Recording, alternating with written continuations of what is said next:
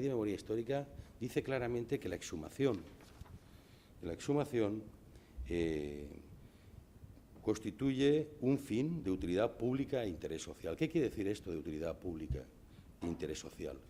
Que ninguna administración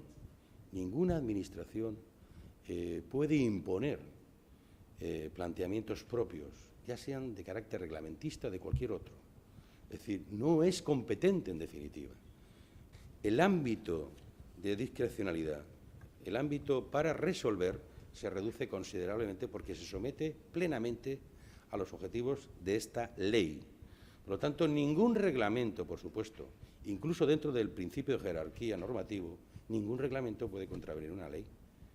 Nunca, nunca, en ningún Estado de Derecho.